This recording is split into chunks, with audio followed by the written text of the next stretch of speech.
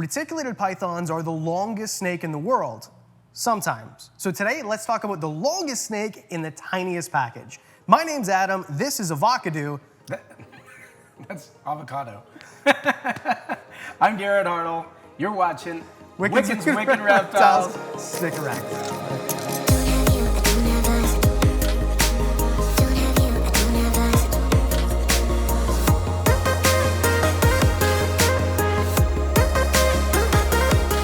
Reticulated pythons are the longest snakes, if they are mainland reticulated pythons, but this isn't. What is this?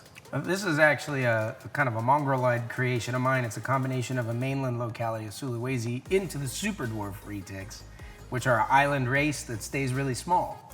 So what's the difference? So first of all, super dwarfs, where do those even come from? Why are they super dwarfs? Yeah, there's 3 really remote islands. They're way out in the middle of nowhere. And because of a number of different factors, it shrank all the animals down that live there. So Karompa, Madu, and Kalatoa are the 3 islands that are typically referred to as super dwarf reticulated pythons. So more or less insular dwarfism because they don't have the same resources as a mainland, therefore they don't grow as big. Is that about right? Yeah, and the adults are, you're talking about animals that weigh between 2,000 and maybe 5,500 grams. That is wild. So basically we're talking about animals that are under 10 pounds most of the time. Oh yeah, absolutely, yeah. And you're usually about like a heavy-bodied ball python, but these are a longer and semi-arboreal snake, so it's a completely different experience. So for these animals, if you can take care of a ball python, can you take care of one of these? Is it similar enough, obviously with different parameters, or is it something that is more advanced or intermediate level? I think their care is far easier than a ball python. Their requirements, though, will be higher. And so they're gonna require a larger, more robust enclosure for the same size animal because their activity level and they have a very curious intelligence about them. So they like to, search everything out, interact with you. And so they have a higher cage requirement and then a higher keeper requirement, but only because you want to prepare yourself for like a real python, if I can say it that way, not to knock on the ball pythons out there, but like they have an aggressive food response when they first come out of the enclosure. Nothing to be afraid of, but you should definitely be aware of that. So you just want to like think a little bit when you're around them, if that makes sense. And in terms of caging requirements, so we know how big they get, right? These things are generally going to be somewhere around 10 foot, maybe less, maybe a little bit more. It depends on the breeding pair. So if you had to put a number on it, a mainland versus a super dwarf, if a mainland, how big is that animal going to get? Smaller ones are going, well, when you say mainland, there's that covers a large variety of localities. But you're typically looking from like 40 to 140 pounds. Okay. So. And in terms of like a length? You will get a lot of mainland reticulated pythons that are in that 12 to 16 foot range. That's a very standard range. So if you want something that is a 10-pound snake, what can you expect in terms of length? A 10-pound snake, you're looking at something that's probably about a 9-foot reticulated python. They're a long, slender snake, so you don't get a lot of weight per length, if that makes sense. So, and you showed me males that are probably weigh 25 to 50% of a ball python weight, but are 6.5 feet long. Right. So, I mean, if you think about it this way, I would say that ball pythons and corn snakes, for example, get about the same length. Okay. But you would not think of those 2 species as being the same size whatsoever. That's true. Okay, so the size is more manageable with super dwarfs, and if you're gonna get a mainland, that's for keepers who are more advanced just because they are a bigger animal and have bigger requirements. They're still easy snakes to take care of. They always eat, they never get sick, they have great personalities, but they're just big. So like your house cat is great for a lot of people to have, but a Bengal tiger might be as easy to keep as a house cat, except that everything is gigantic, so the requirements go up, and that eliminates a lot of people from being able to, reasonably have an animal like that. If you were to get something like a 10-foot animal, how would you cage it? What type of caging parameters would you want? The bigger the better, honestly. If you're gonna get one super dwarf and you're the type of person who's like, I've always wanted a reticulated python, they're like the king of beasts, you know what I mean? That's my bucket list species. Show that sucker off. The nice thing about them is they're amazing display snakes, they're very curious. Like green tree pythons, for example, are gorgeous. And they're nice in a display, and they'll just sit there, but that's all they do, they just sit there. A reticulated python, on the other hand, is gonna be like swimming in his water bowl and climbing up the waterfall and cruising across the branches. So bigger is better, but if you're asking me what the minimum is, then I'm gonna say probably don't get a retic. Just if you're asking what's the minimum requirement to keep an animal responsibly, I think honestly it's a flawed question. That's the wrong mentality for someone who's going to keep an animal this epic. You know what I'm saying? But I can tell you that a lot of our snakes that are under 10 foot, we have a cage that gives them about 15 square feet of floor space. So you can kind of arrange that differently. Ours are only 4 foot by 2.5 and 18 inches tall with a big shelf. So I would think that as a private keeper in your home, you could probably do even better. And that's one of the things I love about the super dwarf niche within the reptile keeping community. I mean, probably my 2 favorite things. The first is like, people are like, finally, I can have the coolest animal I ever had. Imagine it like this. You could never have an African elephant, right? That's true. But if I could make them the size of a Jack Russell Terrier for you, you could watch the great migration from your kitchen to your living room every year. I'd have a whole herd of them. Wouldn't that be awesome? Yes. And if you had that, would you want to crate train it and just keep it in its crate all day when you went to work? Why would you even get an elephant? So what you're saying is bigger is almost always better. Bigger is better with the smaller super dwarfs. I don't know how that juxtaposition works, but it does. Some of my smallest pure locality, we're talking about adult animals, weigh as much as the head of a standard variety reticulated python. It's incredible. That is incredible. So what we're trying to say here is bigger is almost always better. If you're looking for the minimum size requirement, Garrett doesn't even want to talk to you. And in terms of the temperature, heat, humidity, we won't go into the specifics, but is it difficult for a keeper to do that in an enclosure like a PVC enclosure? No, so these guys have a huge natural range. They put up with every kind of environment. They are a tropical species, so you're gonna wanna stay around there. I would say 65% humidity, give or take 15% in either direction, pretty easy. If you give them a little bit of a gradient around 80 degrees, so if you want to go 5 degrees below 80 and 5 degrees above, you're good. You can go 10 degrees below 80 if you go 10 degrees above, if that makes sense. Then you give them a gradient. They will eat anything. I mean, they would literally eat like a wooden spoon if you put it in there and didn't warn them first. So you'll never have the I'm starving myself issue.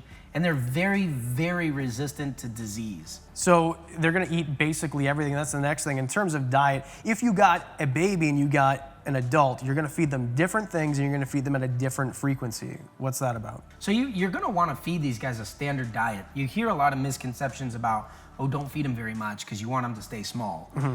People like me wouldn't have a job if that was even true. Why would you pay more for genetics that don't matter if you could just feed it less and get it to stay small? Right. I mean, it is true that if you feed any animal less, it will stay smaller, myself included.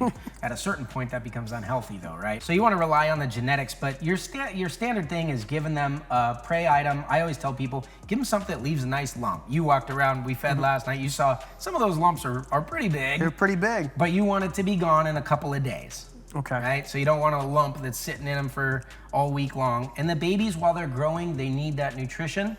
They're adding a lot of things, a lot of cellular, growth is happening and multiplication. So we feed ours here about once a week as they're growing. And when they start to slow down, which is like 2 to 3 years, we'll start to span that out a little bit, because the one health issue that super dwarves are prone to, and I don't think it's even their fault, it's more like, I don't know how it is for you guys, but here in America, we like our pets chonky. We like them that way in Canada too. Oh, do you? We like big ones, yeah, we like the Alright. fat boys. There you go. So yeah, the chonky boys, the super dwarves are not for you. If you need to overfeed your animal, you don't want a lot of fat on them. They don't have it in the wild. They're lean and mean. You want them muscular, not skinny, but think of someone who's like a marathon runner. So these are athletes. Very athletic, and extremely strong snakes. We've kind of gone over how to care for them. Obviously, do more research than watching 2 guys on a couch in an attic talk about reticulated pythons.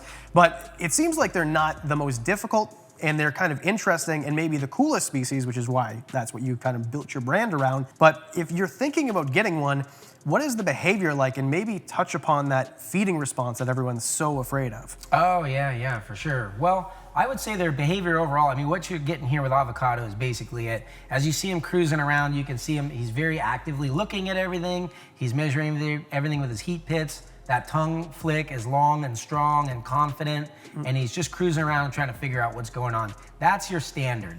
Where you're gonna get deviation from that is like fresh hatchlings, like baby corn snakes or anything else, are very terrified of everything. So if you're buying a baby super dwarf for the first time, take it slow. You know, let them get used to you and the new environment. I always say with Retics, food heals all wounds. You get that new snake in, let them settle in for 12 hours or so, give them a meal. They're gonna be like, I like this place. Give them a couple days to think about that while they digest, and then slowly start short handling intervals. You saw it with fresh hatchlings that we had. We took them out, they were feisty, they were striking at us and everything, and then we held them for about 30 seconds and they're like, okay, this is cool. It's true, you pull them out and they're kind of like pistons. They're just kind of going back at you. But after a little while, they just kind of calm down. You can touch their faces, kind of pet them like a dog, like you were showing me. And it's like there was nothing at all. So I have to admit, I kind of fell into that camp. I bought the bait and I thought, well, I'm gonna get a Burmese python because reticulated pythons are scary. They've got a feeding response, so they're gonna bite me. I gotcha, yeah. Where today, if I learned anything, it's reticulated pythons are not only not like that, they also have a cooler face than a Burmese python in a lot of ways. The morphs are cool. It's easier to find smaller snakes than it is with Burmese pythons. And overall, you've kind of changed my mind of what I thought about the species as a whole. If you keep a reticulated python, it gives you the opportunity as a keeper to learn from their natural behaviors. And that's the best part about that philosophy of like bigger is better when it comes to an enclosure, because you see so many more natural behaviors. You know, I used to keep and even breed mainland reticulated pythons. Right. And one of the best things that happened to me was I had all this caging and bought for big snakes. And then when I got more super dwarves, and my mainlands, I either sold them or retired them as breeders, or you know, some of them just got old. I've had them forever. I had these caging for them, and I put the super dwarves in the cages, same species, but now you're talking about a snake that instead of having, you know, I think like a typical industry standard that you'll hear for mainlands is like an 8-foot cage. Well, that might be half, almost, for the really big ones, almost a third of the length of the snake, right? And proportionally, an 8-foot cage with a really big mainland is about the same size as keeping a ball python in a CB70 tub. And you're talking about a big, active, intelligent species. The cool thing about throwing a super dwarf that might be 6.5 feet in that same 8-foot cage, it's like a castle for them. You know, especially if you deck it out with all kinds of stuff. And overnight, a species that you said, you know, they just mostly sleep all day anyways, you realize that that was maybe a creature of your own creation. And if you allowed them to be them, you would see so much more. So what you're saying is this is a much more active snake. In a ball python, you can keep them in a smaller enclosure and maybe you want to give them something bigger, but they might not use it. With a reticulated python, if you give them something big, they're going to use the space. My friend Forrest Fanning said it best like this. He said, the best keepers are the ones who are willing to change their lives to suit the animal they keep. And he was renowned for having all kinds of amazing exotic species. If you want to have an excellent animal, while yourself being a very poor keeper, and by Forrest's definition, we mean you're just gonna do you, you're not changing for anybody, and that snake has to you know, acclimate to your life or die. I would say that's a pretty poor keeper. I would agree. As a reptile. Then get one of these standard beginner species. But if you want to elevate yourself as a keeper and you're ready to learn and try something new and level up as a keeper, a super dwarf retic is a great place to go. It's about the species, not the size. It is very cool to have a giant mainland if that's what you're ready for. But I would say probably don't do that until you have excelled at this level. You're going to get everything personality-wise, relationship-wise, and experience-wise out of a super dwarf that you can out of a mainland. But you have, for most people, they're able to spoil that smaller size snake much better than a giant one. You were talking about reticulated pythons, the morphs and the localities all day, and you could still go on because there's still more to talk about because hundreds of varieties. Right. So if someone were to ask you, price, availability, and morph, are these things available? What do they cost? How many morphs are available? Are they affordable? What would you tell them? Sure. I think they're going to be comparable to a lot of other snakes. Like if you said that about ball pythons, for example, what's the price of a ball python? You know, I mean, it can be super low or really high. For like a good quality wild type dwarf male, let's say they're a little cheaper, they stay smaller, they're better for most people. You're looking at about $350 US. It's very affordable. So I think for as much animal as you're getting, you know, that's not the cheapest snake in the world, but it might be the best value in the reptile world, if you know what I mean. Right. So they start at about $350 for a wild type like that, and then with the morphs, they go all the way up. You know, the most expensive one we've sold is $60,000. Okay, so a down payment on a house. All right. Sure, yeah. So it depends on your parameters. If you're like, well, I want the smallest, most extreme looking and best, you know, rarest locality, you're gonna pay more for that. But if you're saying, I just want an animal as a companion, then you can get a great animal from a quality breeder that way. As far as morphs go, the sky is the limit. What's really exciting is everything you see in mainland morphs, and there are literally thousands of varieties in mainlands, you can one day have in super dwarfs, but it takes time to develop because of the selective breeding process of shrinking them down. Takes time to get those bloodlines really locked in.